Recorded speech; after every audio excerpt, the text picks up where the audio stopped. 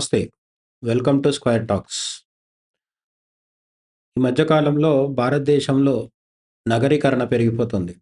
అంటే ఒకప్పుడు మన మనముంటున్న నగరాలు హైదరాబాద్ కావచ్చు, బెంగుళూరు కావచ్చు, లేదంటే ఢిల్లీ లాంటి దేశ రాజధాని, ముంబై లాంటి ఆర్థిక రాజధాని ఇటువంటి నగరాలను ఏవి తీసుకున్నా కూడా 10 ఏళ్ల కిందట, 20 ఏళ్ల కిందట ఆ నగరాలు ఎట్లున్నాయో, ఇప్పుడు ఎట్లున్నాయో చూస్తే మనకు అర్థమైపోతుంది. అంటే పదింతలు, 20 రెట్లు అంటే పదింతలు, 30 ఇంతలు అట్లా పెరిగిపోతూ అసలు మనం చూసిన నగరం ఒకప్పుడు, ఇప్పుడు మర్చిపోయే పరిస్థితిలో ఉన్నాం. అంటే మన చిన్నప్పుడు ఒక నగరాన్ని మనం చూస్తే ఇప్పుడు దాన్ని పోల్చుకోవడం కూడా కష్టమైపోతుంది. ఎందుకంటే ఆ విధంగా ఎటు చూసినా సరే కాంక్రీట్, జనారణ్యం పెరిగిపోతూ ప్రకృతి అంతకంతకు తగ్గిపోతూ ఉంది.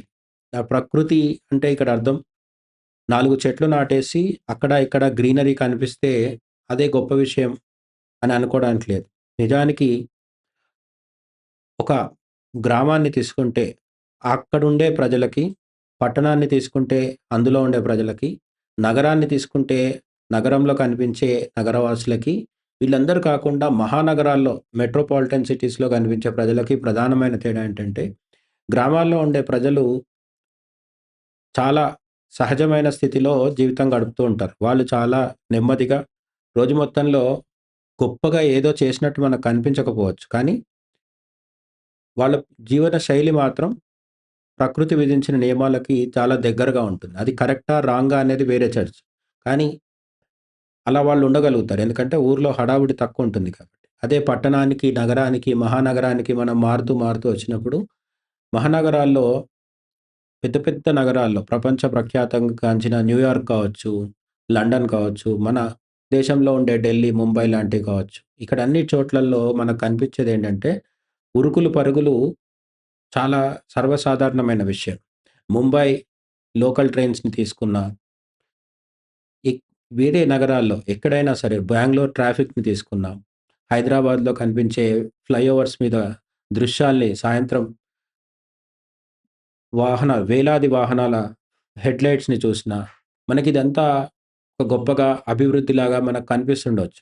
కానీ ఒక సమాజం అందరూ కలిసి గొప్ప అభివృద్ధి సాధిస్తూ, భవనాలు నిర్మిస్తూ, గొప్ప వి ఆదాయాన్ని సంపాదిస్తూ, సంపదని సృష్టిస్తూ, ఇవన్నీ చేస్తున్నట్టు మనకు కనిపిస్తుండొచ్చు కానీ, అందరూ కలిసి చేస్తున్నది బానే ఉన్నప్పటికీ, వ్యక్తిగతంగా ఒక్కొక్కరు నష్టపోతున్నదేంటి అనేది బాగా లోతుగా ఆలోచించినప్పుడు మాత్రమే అర్థమవుతుందనమాట.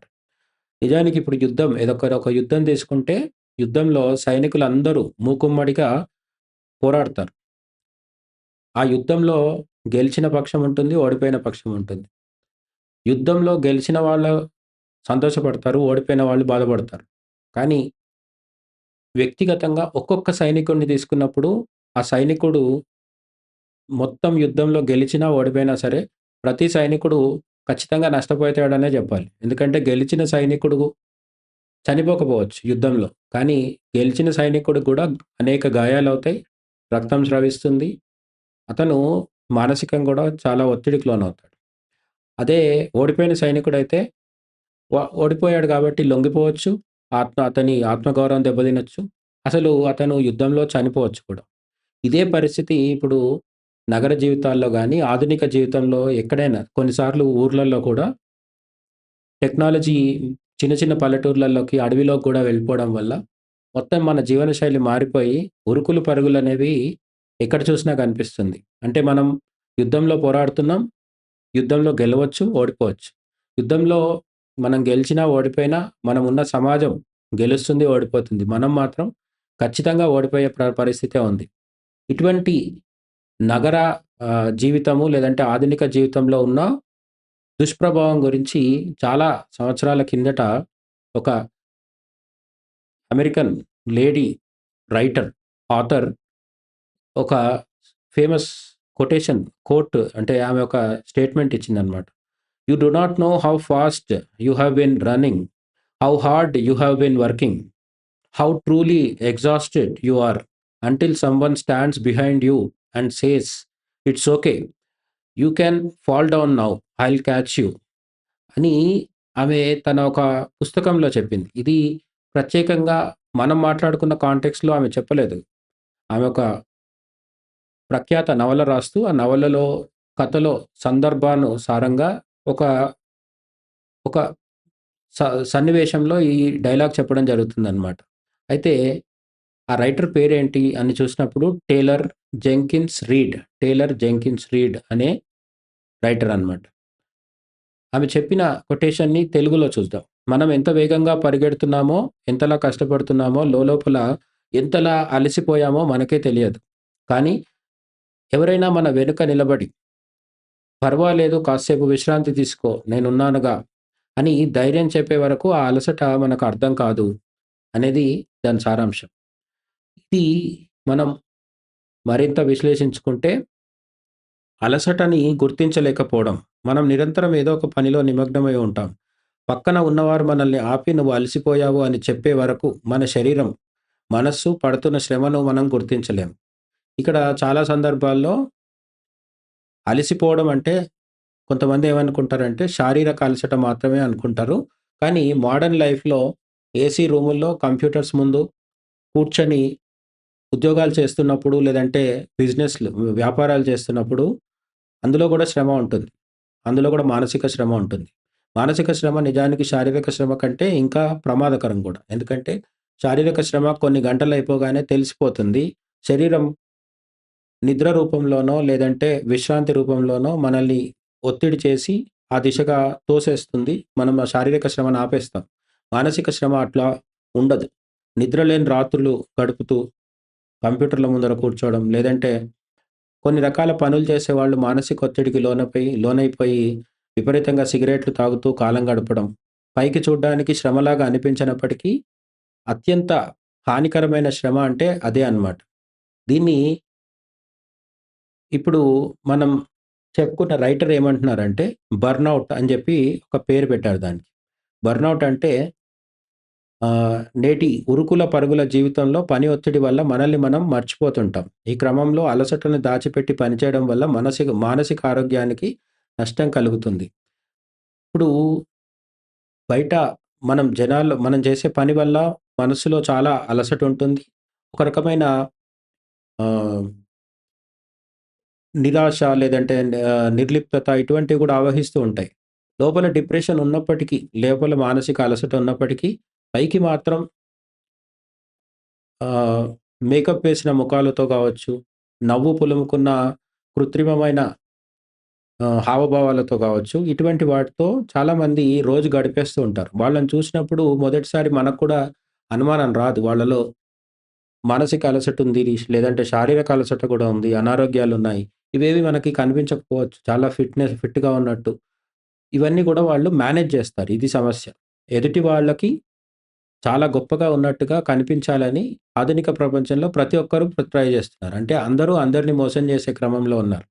ఈ అందరూ అందరిని మోసం చేసే క్రమంలో ఈ అలసట ఉంది అనే విషయం దాచిపెట్టడం, లేదా అసలు అలసిపోయామనే విషయమే గ్రహించలేకపోవడంని బర్న్‌ఔట్ అని చెప్తున్నారనమాట. ఎందుకిది జరుగుతుంది అంటే, మనకు ఇష్టమైన వారు ఇచ్చే చిన్న భరోసా, నేను చూసుకుంటానులే. చాలామంది డబ్బు సంపాదిస్తుంటారు. కార్లు కొనుక్కుంటుంటారు. ఇల్లు కొంటూ ఉంటారు. లవ్ ఆహ్, ట్రాక్స్ కూడా నడుస్తుంటాయి. అంటే గర్ల్ ఫ్రెండో, బాయ్ ఫ్రెండో ఉంటారు. కొందరు డేటింగ్ అంటారు. లివింగ్ అంటారు. ఇవన్నీ కాకుండా పెళ్లి అయ్యి భార్యాభర్తలుగా ఉండి పిల్లలున్న వాళ్ళలో కూడా మనకి చాలా సార్లు ఒంటరితనం కనిపిస్తూ ఉంటుంది. అంటే ఒకరి పక్కనే ఒకరే ఉంటారు కానీ, ఒకరితో ఒకరు ఉండరు. ఇది సమస్య. ఇటువంటి ఒంటరితనం, అలాగే విపరీతమైన పని ఒత్తిడి, అట్లానే ప్రొఫెషన్‌కి ఎక్కువ ఇంపార్టెన్స్ ఇచ్చేసి పర్సనల్ లైఫ్‌కి, ఫ్యామిలీకి అవసరానికంటే తక్కువ. పూర్తిగా ఫ్యామిలీ కోసం పని మానేసి ఇంట్లో కూర్చోవడం అనేది ఇక్కడ ఉద్దేశ్యం కాదు. చేసే పని చేస్తున్నప్పటికి కూడా వర్క్ అండ్ పర్సనల్ లైఫ్ మధ్య బ్యాలెన్స్ సాధించడంలో చాలామంది విఫలమవుతున్నారు. ఈ క్రమంలో చాలామంది వాళ్ళు చేసే చాకిరీ అంటే ఇక్కడ పని అని ఎందుకు అనట్లేదంటే, మనకు ఎంతసేపు నచ్చి పని చేస్తామో అదే పని. మనకు నచ్చినా, నచ్చకున్నా ఆదాయం వస్తుందనో, లేదంటే పేరొస్తుందనో, లేదంటే ఇటువంటి ఏదో ఒక ఆశతోనో, కోరికతోనో, బలహీనతతోనో మనం విపరీతంగా పనిచేస్తే అది చాకిరీ కిందకొస్తుంది. అటువంటిది చేస్తున్నప్పుడు ఒక వ్యక్తి పక్కన నిలబడి నేనున్నాను, నేను చూసుకుంటాను అని చెప్పి భరోసా ఇవ్వగలిగితే, అటువంటి వ్యక్తులు మన పక్కనున్నారు అని తెలిసినప్పుడు చాలా మానసిక స్వాంతన లభిస్తుంది. అది లేకపోతే ఎంత అభివృద్ధి ఉన్నా, ఎంత ప్రొఫెషనల్ గ్రోత్ ఉన్నా గూడా అది దేనికి పనికిరాదనమాట. అయితే ఇట్లా పక్కవారి నుంచి సానుభూతిని లేదంటే యొక్క సహకారాన్ని అంటే వాళ్ళొచ్చి మన పక్కన నిలబడి మనకి భరోసా ఇవ్వాలని కోరుకోవడం బలహీనత కిందకొస్తుందా? అంటే కొంతమందికి ఇది కూడా ఒక పెద్ద సమస్య. పక్క వాళ్ళ మీద ఆధారపడడాన్ని చాలామంది బలహీనతగా భావిస్తారు. పక్క వాళ్ళు మనల్ని ఎక్స్‌ప్లాయిట్ చేస్తున్నారు. మనం ఎవరి మీదైతే ఆధారపడుతున్నామో వాళ్ళు మనల్ని దోచేసుకుంటున్నారు. లేదంటే వాళ్ళు స్వార్థంతో తప్పుడుగా ప్రవర్తిస్తున్నారు అన్నప్పుడు మనం ఆలోచించుకోవాలి తప్ప, నిజమైన బంధువులు, నిజమైన జీవిత భాగస్వామి లేదంటే నిజమైన ఫ్రెండ్స్ ఇటువంటి వాళ్ళు ఎవరి మీదైనా లేదంటే కొంతమంది మీదైనా ఫ్యామిలీ, ఫ్రెండ్స్ ఇటువంటి వాళ్ళ మీద ఆధారపడడంలో నిజంగా అయితే తప్పు లేదు. అయితే ఎంతవరకు ఆధారపడాలనేది మన వ్యక్తిగత నిర్ణయం అన్నమాట. ఇది భరోసా పక్క వాళ్ళ నుంచి భరోసా ఆశించడం అనేది బలహీనత అయితే కాదు. అదొక అవసరం. విశ్రాంతి తీసుకోవడం అంటే ఓడిపోవడం కాదు. అంటే మనం చేస్తున్న పనిని కొద్ది కాలం ఆపేసి, లేదంటే కొన్ని గంటల పాటు దానికి దూరంగా ఉండి, మనం విశ్రాంతి తీసుకుంటున్నామంటే, మనం ఆ వృత్తిలో ఓడిపోయినట్టయితే కాదు. దీన్ని మనం గుర్తుపెట్టుకోవాలి. ఎందుకంటే కొంతమంది విపరీతంగా ఇన్వాల్వ్ అయిపోయి, గంటలు గంటలు ఒకే మూడ్‌లో ఉంటారు. అంటే వాళ్ళు ఆఫీస్‌కి వెళ్ళి ఇంటికొస్తారు. ఇంటికి రావడం అంటే అర్థం ఇంటికొచ్చినట్టు కాదు. ఇంటికి వాళ్ళ ఆఫీస్‌ని గూడా తలలో పెట్టి తెచ్చుకుంటారు. తల నిండా అదే ఆఫీస్ ఉంటుంది. అదే గొడవలుంటాయి. కాబట్టి 24 గంటలు అదే పని ఒత్తిడి, అదే పనికి సంబంధించిన ఆలోచనలతో మానసికంగా అలసిపోతూ ఉంటే, అది ఖచ్చితంగా అనారోగ్యానికి సంకేతం అన్నమాట. అట్లా కాకుండా మనలోని అలసటను ఒప్పుకోవడం కూడా ఒక ధైర్యం. ఇతరులకు సహాయం తీసుకోవడం వల్ల మనకు మానసిక ప్రశాంతత పొందవచ్చు. ఇక్కడ వ్యక్తులు మాత్రమే కాదు, ఇతర వ్యక్తుల నుంచి భరోసా తప్పకుండా దొరుకుతుందని గ్యారంటీ లేదు. మన చుట్టూ ఉన్న వాళ్ళలో మనకు భరోసా ఇచ్చేంత మంచివాళ్ళు, విశ్వాసం పాత్రులు, నమ్మదగ్గ వాళ్ళు ఒక్కోసారి ఉండకపోవచ్చు దురదృష్టవశాత్తు. ఆధునిక జీవితంలో అది కూడా జరుగుతుంది. కానీ అటువంటిది లేనప్పుడు వేరే మార్గాలేముంటాయి? అంటే రకరకాల హాబీస్ కావచ్చు, లేదంటే రకరకాల సంస్థలతో సోషల్ సర్వీస్ కోసం కలిసి పనిజేయడం గావచ్చు.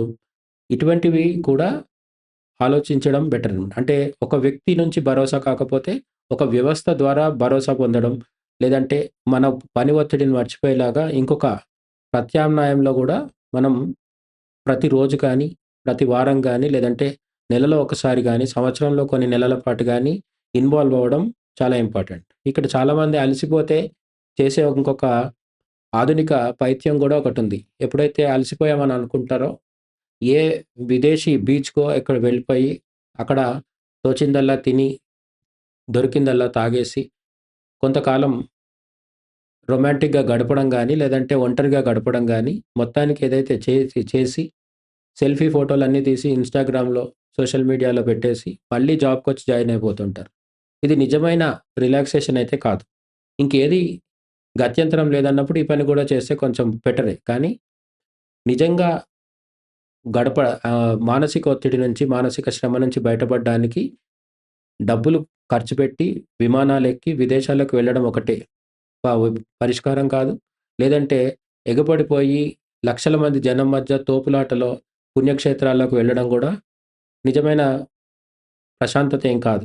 మనకేది నచ్చితే అది చేయొచ్చు. కానీ దానికంటే ముఖ్యంగా మనకు నిజంగా ఎవరితో ఉంటే భరోసాగా అనిపిస్తుంది. ఎవరితో ఉంటే మనము పడ్డ అలసట మొత్తం పోయినట్టుగా అనిపిస్తుంది. అటువంటి వాళ్ళ కంపెనీలో, అటువంటి వాళ్ళ సాహచర్యంలో ఉండే ప్రయత్నం చేస్తూ, ఇంట్లో ఉన్నా, విదేశాల్లో ఉన్నా, ఎక్కడున్నా పుణ్యక్షేత్రాల్లో ఉన్నా అది మనకు చాలా గొప్ప మార్పునిస్తుందనమాట. కాబట్టి మనం మన చుట్టూ ఉండే వ్యక్తుల్ని ఎంచుకోవడం అనేది కూడా చాలా ఇంపార్టెంట్.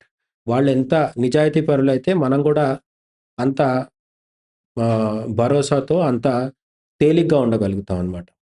అయితే నేటి తరానికి దీంట్లో ఒక సందేశం గూడా ఉంది. అతిగా శ్రమించడం గొప్ప విషయం కాదు. మనల్ని మనం కాపాడుకోవడం ముఖ్యం. ఎల్లప్పుడూ పరిగెత్తాల్సిన అవసరం లేదని అప్పుడప్పుడు ఆగి శ్వాస తీసుకోవాలని ఈ మాటలు మనకు గుర్తు చేస్తున్నాయి. ఇప్పుడు ఇవన్నీ చెప్తున్న రైటర్ ఒక అమెరికన్ కాబట్టి అమెరికన్ సొసైటీలో ఉండే ఉరుకులు పరుగుల్ని తీసుకున్న నేపథ్యంలో ఆమె ఈ మాటలు చెప్పారనమాట. ఎందుకు దేంట్లో అంటే 'the 7 husbands of Evelyn Hugo' అనే ఒక బుక్‌లో, ఒక నావెల్‌లో ఆమె ఈ విషయాలు చెప్పారనమాట. దాంట్లో ఆమె నేటి తరం ఒత్తిడికి ఒక పరిష్కారంలాగా ఈ కొటేషన్‌ని చెప్పడం జరిగింది. సో, మొత్తంగా మనం ఈ కొటేషన్ నుంచి అర్థం చేసుకోవాల్సిందేంటంటే, మనం పని ఒత్తిడి తట్టుకోవడానికి మనకు బాగా నమ్మకం కలిగిన వాళ్ళ మీద, మనకు మనల్ని ఎక్స్‌ప్లాయిట్ చేయరు అనుకునే వాళ్ళ దగ్గర భరోసా తీసుకునే ప్రయత్నం చేయడం అయితే చాలా ఖచ్చితం. అటువంటి మనుషుల్ని సంపాదించుకోవడమే జీవితం తప్ప డబ్బులు సంపాదించడం కాదు. సో, మీ ఒపీనియన్స్‌ని కామెంట్ సెక్షన్‌లో చెప్తారని ఆశిస్తూ థాంక్ యూ.